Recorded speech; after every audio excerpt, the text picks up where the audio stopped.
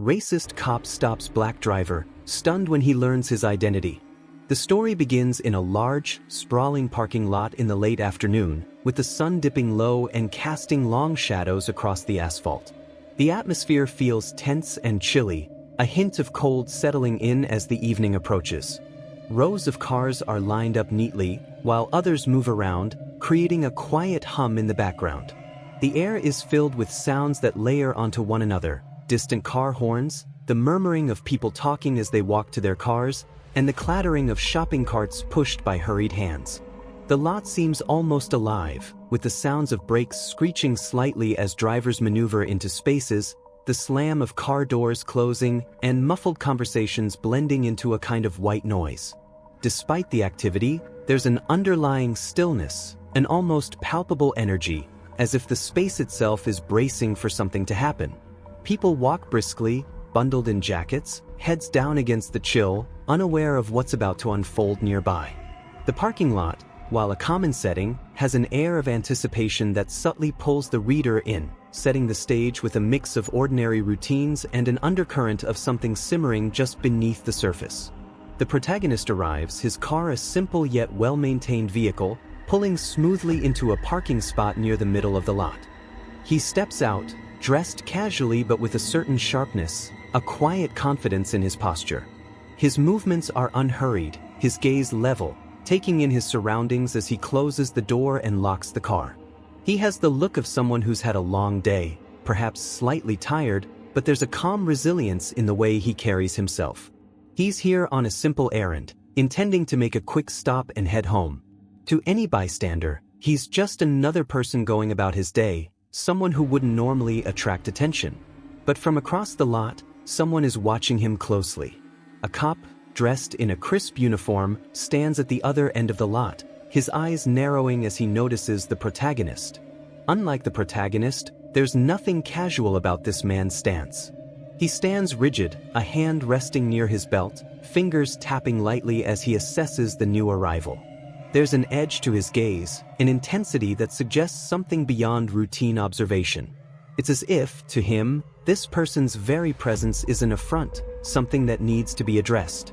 The cop strides purposefully across the parking lot, his boots thudding against the concrete with each determined step. There's an undeniable sense of authority about him, bolstered by the uniform that clings to his broad shoulders.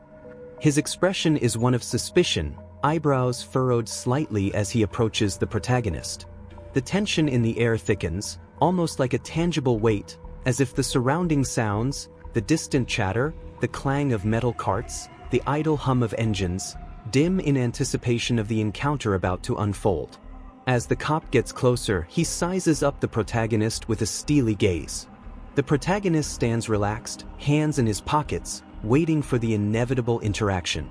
He can sense the scrutiny, feeling the tension radiate from the cop as he approaches.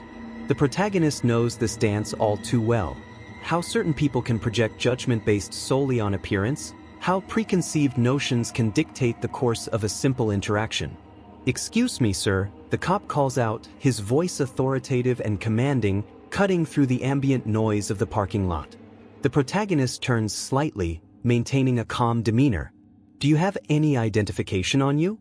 The question hangs in the air, heavy with implications.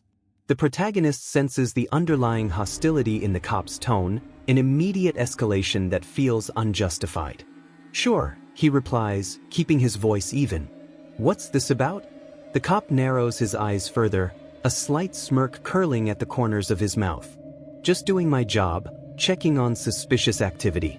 You don't exactly fit the profile of someone who belongs here." The protagonist feels a flash of anger but quells it, choosing instead to focus on staying composed. "What do you mean by that?" he asks, his voice steady. "I'm just here to grab a few things from the store. I'm not causing any trouble." The cop leans in slightly, his body language shifting to one of dominance. "Look, I don't have to explain myself to you. Just show me your ID." His words are clipped, dripping with entitlement as he demands compliance. The protagonist can feel the eyes of passers-by on them now, a few curious glances darting their way. The cop's demeanor is all too familiar. It's a scene that many in his community know well, where authority is wielded carelessly, fueled by biases and misconceptions. He realizes he must tread carefully, aware that any misstep could escalate the situation. "Of course, officer," he says, finally reaching into his pocket and retrieving his identification. He hands it over, maintaining eye contact, refusing to let the cop intimidate him. "But I'd like to understand why I'm being treated this way. I haven't done anything wrong." The cop glances at the ID, a brief flicker of recognition crossing his face. Is there, just for a moment, an acknowledgement that the protagonist is not just any random person. But the cop quickly masks it, returning to his previous stance of authority. "Just a routine check," he mutters, but the tension is palpable and the facade of professionalism is cracking. "I see," the protagonist replies, his voice laced with an edge of disbelief. "A routine check? For what exactly?" "Because of the color of my skin." The cop bristles at the implication, the smirk vanishing as anger flares in his eyes. "You really think you can play the race card here? You're just another guy in a parking lot," he snaps, his voice rising. The protagonist feels his heart rate quicken, but he keeps his expression neutral. "I'm not playing any card, officer. I'm simply stating the truth. This isn't a routine stop, it's about your assumptions." As the cop tightens his grip on the ID, the protagonist senses a shift in the atmosphere. The noise of the parking lot fades into the background as the two men lock eyes, a silent battle of wills playing out in the space between them. The protagonist's calm demeanor seems to frustrate the cop further, and it becomes clear that the cop is seeking a confrontation. "You think you're so clever, don't you?" the cop snarls, stepping closer, invading the protagonist's personal space. "You don't belong here. People like you don't belong in places like this." The statement strikes like a blow, and the protagonist can feel the weight of history behind those words. There's a lifetime of prejudice, injustice, and struggle boiling beneath the surface, and it surges in response to the cop's blatant disregard for humanity. "And what exactly do you mean by people like you?" he asks, voice steady, eyes unyielding. The cop's anger mounts, and his entitlement seems to bubble over. "You know exactly what I mean," he snaps. "Just know your place." With those words, the tension escalates sharply, the air thick with hostility. The protagonist takes a deep breath, grounding himself in the moment. He's aware that staying calm is crucial, but there's a fire igniting within him, fueled by indignation and the countless similar encounters he has faced. As the cop continues to press, the protagonist prepares for the possibility of further escalation. He knows he must be cautious, that a single wrong move could lead to physical confrontation, and he isn't willing to allow that to happen. "Look, I'm not here to cause trouble," he states firmly, his voice steady. "I'm just a man trying to go about my day. I'm not your enemy." The cop scoffs, the disdain dripping from his words. "You're not my enemy? Then why are you making this so difficult? Just cooperate and I'll let you go." With the cop's insistence on power and control, the protagonist feels the situation teetering on the edge of chaos. He remains composed, but inside, emotions swirl. He thinks of his family, his community, and how this moment reflects the larger fight against prejudice and discrimination. The scene encapsulates a moment that many people of color can relate to, facing a system that seems intent on subjugating them, forcing them into a narrative that doesn't align with their reality. It's a familiar battle, one that requires immense strength and resolve to navigate, and he feels the weight of that expectation on his shoulders. The tension between the protagonist and the cop reaches a boiling point as the parking lot buzzes around them, oblivious to the storm brewing in their midst. The cop's frustration is palpable, his posture rigid, almost predatory. The protagonist stands his ground, heart pounding but determined not to show fear. He's aware of the precariousness of the moment, each second stretching out like an eternity as the cop's anger simmers just below the surface. "Why don't you just admit it?" the cop snaps, voice dripping with disdain. "You think you can come here, act all entitled, and nobody will say anything?" The protagonist's calm demeanor contrasts sharply with the cop's escalating hostility. "I'm not acting entitled," he replies, striving to keep his voice steady despite the rising tension. "I'm simply asking why I'm being treated like this." Because you're a problem, the cop retorts, stepping even closer, invading the protagonist's personal space. The smell of stale coffee and cheap cologne wafts from the cop, and it makes the protagonist recoil slightly, not from fear but from a deep sense of injustice. You think you can just walk around here like you own the place? The cop's words are laced with venom, and it's clear he's trying to provoke a reaction. People like you always think you can get away with whatever you want. As the cop leans in, the protagonist feels a rush of adrenaline. He can sense the danger in the air, a threat hanging like a heavy fog. He knows he must choose his words carefully, aware that any misstep could escalate this encounter into something far more dangerous. "Look," the protagonist says, raising his hands slightly in a gesture of peace, "I don't want any trouble. I'm just trying to understand what's happening here." But the cop's eyes narrow, his expression hardening. "Understanding? You want to understand? How about you start by acknowledging your place?" The cop's voice rises, drawing attention from nearby shoppers, who begin to glance over with concern, sensing that something is off. "Please," the protagonist replies, his voice firm but calm. "I'm not your enemy. I'm just a guy in a parking lot, trying to go about my day." The cop shakes his head, disbelief etched across his features. "You really don't get it, do you? You think this is just a misunderstanding? You don't belong here." In that moment, the protagonist feels a surge of anger mixed with frustration. The cop is clearly not interested in reason or dialogue. He's driven by an agenda rooted in prejudice. The situation is spiraling out of control, and he knows he needs to maintain his composure, but it's becoming increasingly difficult. "I have just as much right to be here as anyone else," he asserts, his voice rising slightly. "This is not just about me, it's about respect and fairness." The cop's face contorts in rage at the protagonist's words, and he steps forward aggressively, closing the distance between them. "Respect? You want respect? You've done nothing to earn it." The words hit hard, igniting a fire within the protagonist.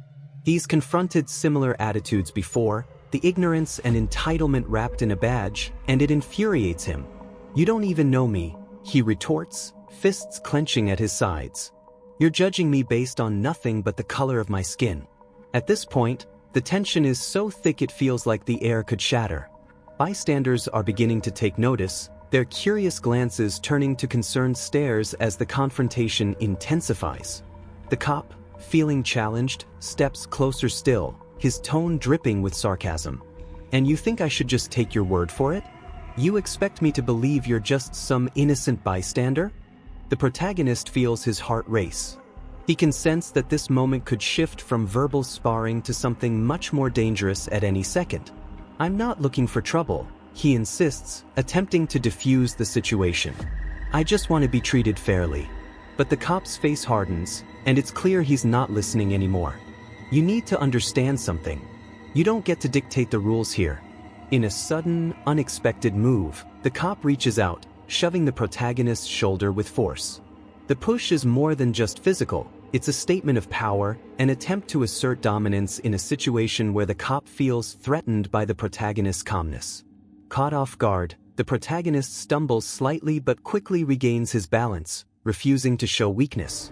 The people around them gasp, the tension in the air electrifying as they witness the first physical escalation. The protagonist's instincts kick in. He knows he has to respond without losing control. "Why are you doing this?" he asks, voice steady but laced with disbelief. "I haven't done anything to you." The cop smirks, relishing the power he feels in this moment. "You think you're clever, huh? You think you can come into my space and not face the consequences?" The protagonist's mind races. He's faced racism and prejudice before, but never quite like this, where a badge represents both authority and ignorance. He realizes that this cop is not interested in the truth, he's only focused on exerting control. "I'm not your enemy," he repeats, a mantra that grounds him. This isn't about who belongs, it's about understanding and respect. But the cop steps forward again, fists clenched at his sides, the anger radiating off him in waves. "Respect is earned, not given," he growls, closing the gap between them. Suddenly, a voice from the crowd breaks through the tension. "Hey, what's going on here?" A woman, older and assertive, pushes through the onlookers, her eyes wide with concern.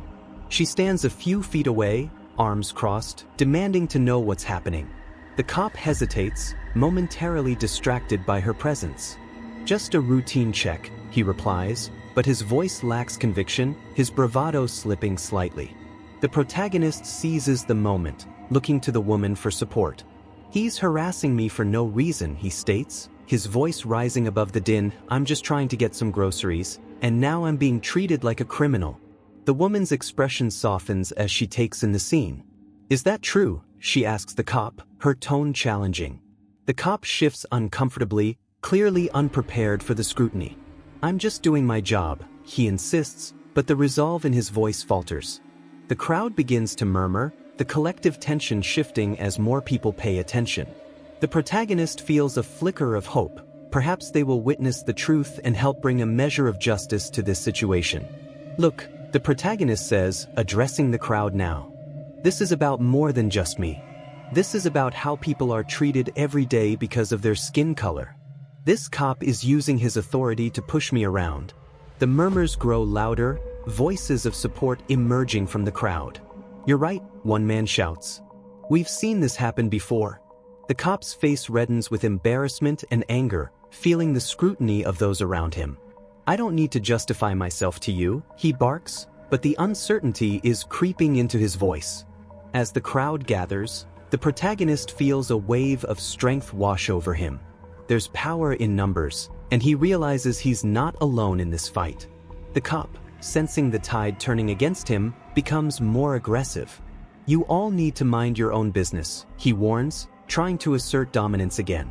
But the protagonist holds his ground, refusing to back down. "This is everyone's business," he asserts, his voice ringing clear. "We need to stand up against this kind of behavior." The crowd's murmurs grow into shouts of agreement, rallying behind the protagonist as he continues to speak out.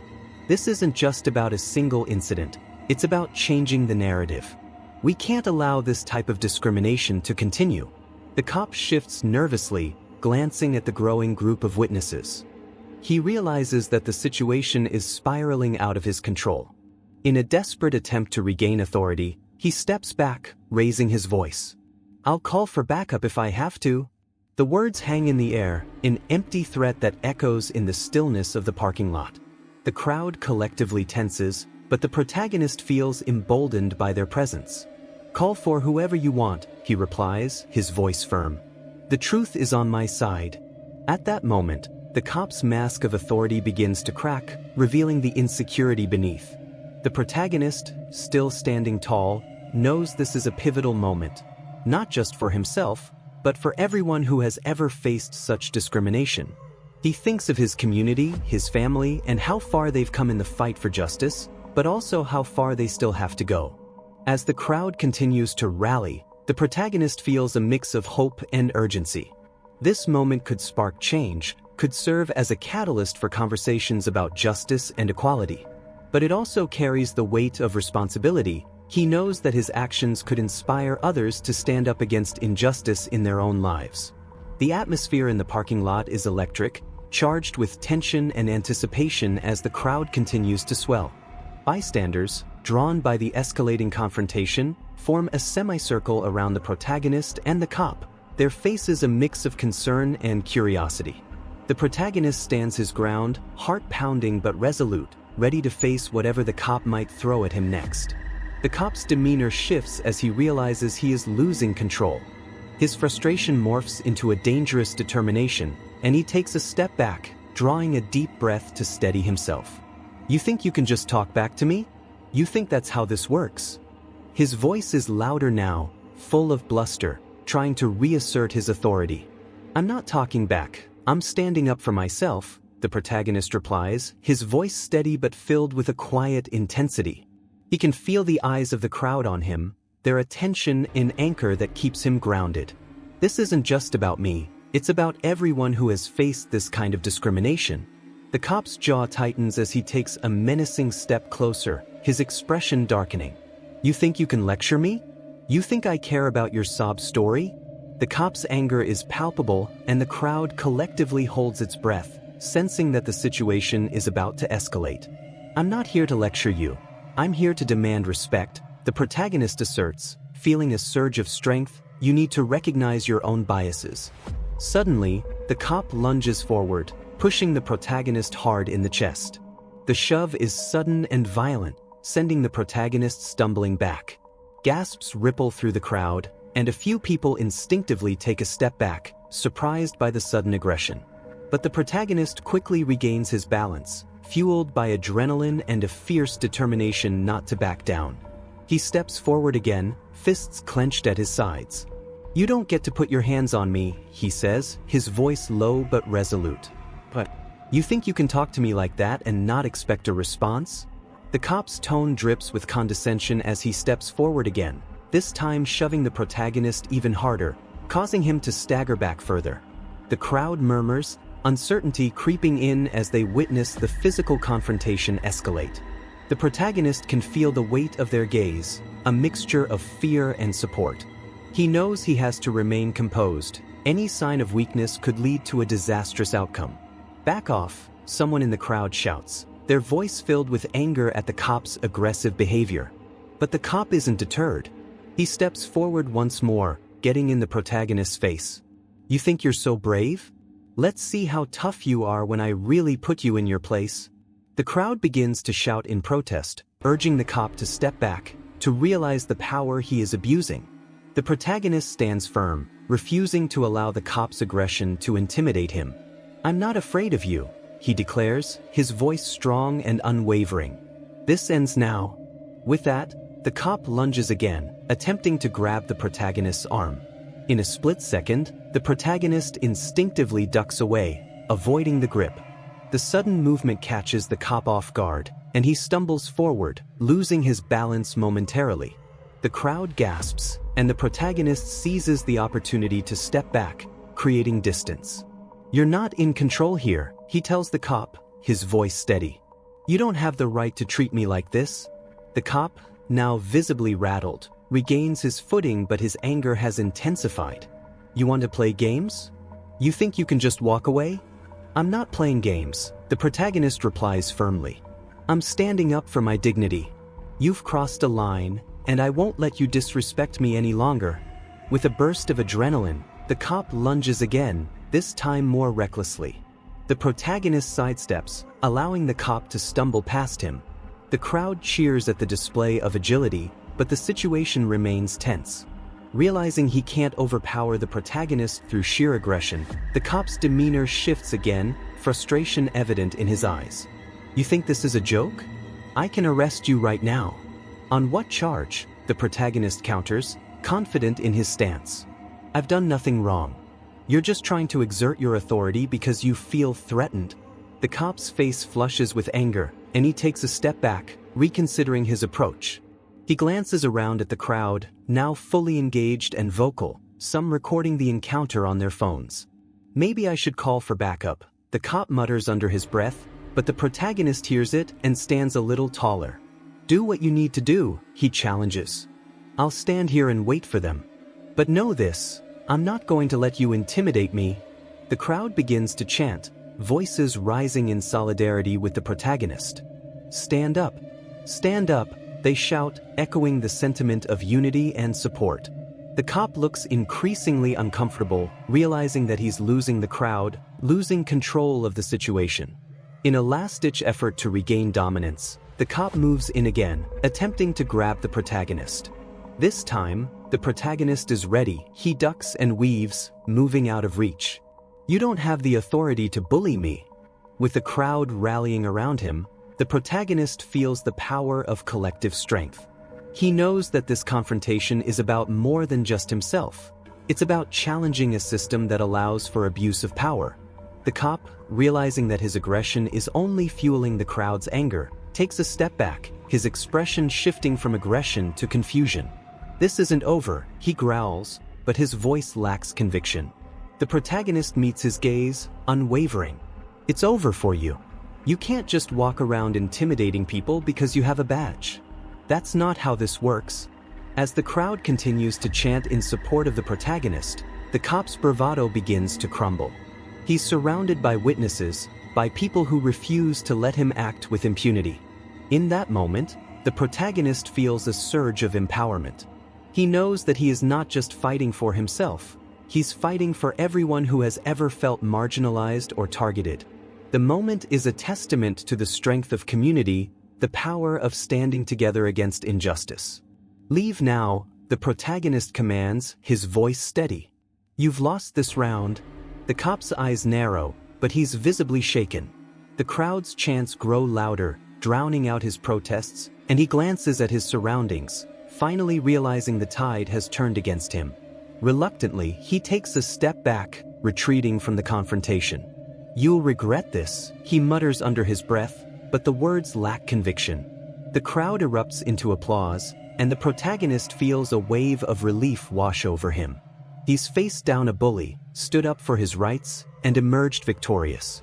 The battle may not be over, but this moment is a significant step forward. As the cop retreats, the protagonist turns to the crowd, gratitude swelling within him. "Thank you for standing with me," he says, his voice filled with sincerity. "This is what it looks like when we unite against injustice." The crowd cheers, and in that moment he knows they've made a difference, not just for him, but for everyone who has faced similar struggles.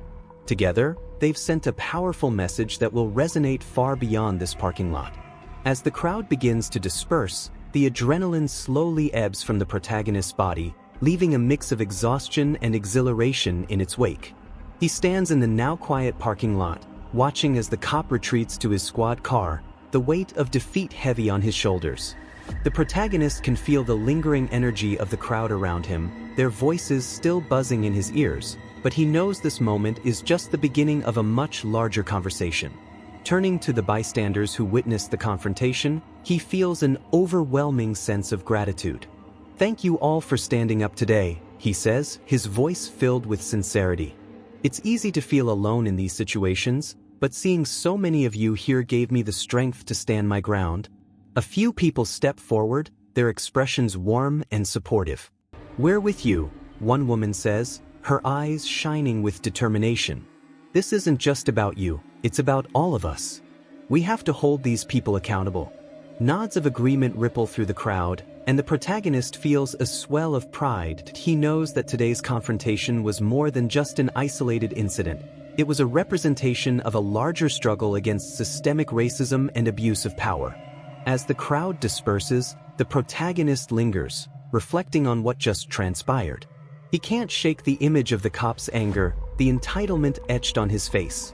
The words the cop hurled at him, laced with prejudice, replay in his mind, fueling his resolve to keep fighting against injustices faced by so many. With a deep breath, he pulls out his phone, deciding to capture the moment. He snaps a photo of the empty parking lot, a symbol of the confrontation that just unfolded. In the corner of the frame, the cop squad car can still be seen, a reminder of the power dynamics that exist in society. He posts the photo online, accompanied by a brief message about standing up against racial injustice. As likes and comments begin to roll in, he feels a sense of community form around him, reinforcing the importance of his actions. His heart swells with a sense of purpose. He knows he's not alone in this fight. The engagement on social media serves as a reminder that there are countless others out there ready to stand up for what is right. Later that evening, he reflects on the events of the day while sitting at his kitchen table. The silence of his home contrasts sharply with the chaos of the confrontation, and he takes a moment to gather his thoughts. A sense of accomplishment washes over him, but there's also an undercurrent of frustration. He thinks about the cop's rage, the ease with which he resorted to aggression. It's a stark reminder of the systemic issues that run deep within law enforcement and society as a whole. The protagonist knows that the fight against racism is far from over. Today was just one battle in a much larger war. He takes out a notebook, jotting down his feelings, thoughts, and observations from the day. Writing has always been a way for him to process his experiences, to articulate the emotions that swirl inside him. Today was a victory, he writes. But victories are fleeting if we don't continue to challenge the status quo. His mind drifts to his family and friends, the conversations they've had about racism and police brutality. He recalls the stories they've shared, the pain and frustration they've experienced. Each narrative adds depth to his understanding of the struggle, reinforcing the importance of community and solidarity. The protagonist knows that change starts at the grassroots level, and he's determined to be a part of that change. He thinks about organizing a community meeting, a space for people to come together, share their stories, and discuss ways to advocate for justice. "We need to educate, support, and empower each other," he scribbles in his notes, envisioning a plan to create a movement in his community. As night falls, the weight of the day settles in. The protagonist feels a mix of emotions: relief, anger, hope. He knows that tomorrow will bring new challenges, but he's ready to face them head-on. The confrontation with the cop may have been intense, but it also illuminated the strength of unity and the power of standing up for what is right. In the following days, he shares his story with local media, recounting the events of the parking lot confrontation and the importance of holding law enforcement accountable. The coverage sparks conversations in the community, pushing people to reflect on their own experiences and the systemic issues at play. People begin to reach out, eager to support his efforts and get involved. The protagonist organizes a community forum, inviting local leaders, activists, and citizens to come together and discuss strategies for advocacy and change. The turnout is impressive, with people from all walks of life eager to contribute to the dialogue. As he stands in front of the crowd at the forum, he feels a sense of empowerment wash over him. "This is about all of us," he tells the audience. "We all have a role to play in creating a more just and equitable society." The crowd responds with enthusiasm, and he can see the determination in their eyes. The discussions are rich and meaningful, with participants sharing their own stories of discrimination and resilience. They brainstorm ways to address police misconduct, advocate for policy changes, and foster understanding within the community. The protagonist realizes that the ripple effect of his confrontation has the potential to create real change. As weeks pass, the protagonist remains committed to his mission. He collaborates with local organizations, working to create educational programs that promote understanding and awareness of racial issues. The community begins to unite, driven by a shared purpose to challenge the status quo and fight against injustice. Through it all, the protagonist reflects on his journey, recognizing the profound impact one moment can have on a community. He understands that while the fight against racism is ongoing, every step taken, every voice raised, contributes to the larger movement for equality and justice. As he looks back on the day of the confrontation, he feels a sense of pride. He stood up not only for himself but for everyone who has faced discrimination. In that moment, he became a catalyst for change, igniting a movement that would resonate far beyond the parking lot. The protagonist knows there will be more challenges ahead, but he feels a renewed sense of hope. Together, with his community by his side, they will continue to fight against injustice, pushing for a brighter future where dignity and respect are afforded to all, regardless of their skin color. If this story resonated with you, please like and share it with your friends and family. Your voice matters, and together we can raise awareness about important issues. Don't forget to leave your thoughts in the comments below. Let's keep the conversation going and work towards a more just and equitable society.